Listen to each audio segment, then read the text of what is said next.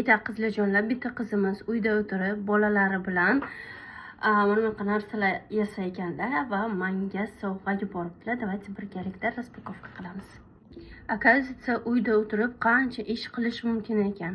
Brend uchun logotip tayyorlash, taklifnomalar, fotoramkalar, darsliklar, bookmarkerlar, planerlar, esdalik sovg'alar, buyurtma berish mumkin.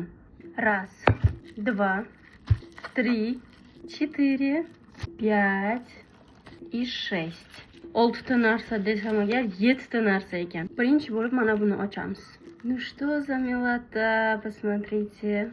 Yana shunaqa podnosiklar. Mana bu yerda ham shunaqa podnosiklar. Bularning hammasi вот podnosiklar. Даже men ishxonamda zona bravisi kelgan paytiga qo'ysam bo'lar ekan. Endi kattalarni распаковка qilamiz. Birinchisi mana bu vatniy disk, vatniy palochka shunaqa narsa qo'yadigan ekan. Men buni naborot uyda qo'yaman. Mana bu plastmassani ishxonamga borib qo'yaman. Dальше bizda shunaqa uycha ham liba nimadir, или dekor deb o'ylayman. Qaranglar. Bu, по-моему, просто dekor, ichiga shamcha qo'yiladi va mana bunday chiroyli turadi.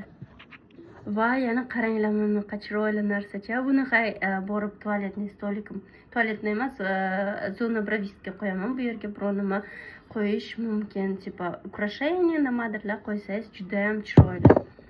Men уже представить qilyapman, bunga chashka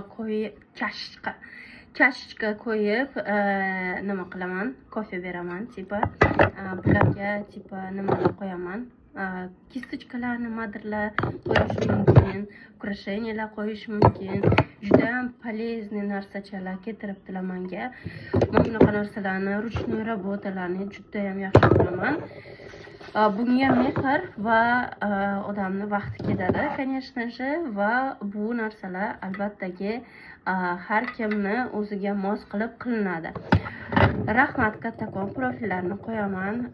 Ishga uyda o'tirib bolalari bilan ish qilib, mana bu bekor o'tirmaydi deb shunaqa biznes qilishga qaror qilibdilar.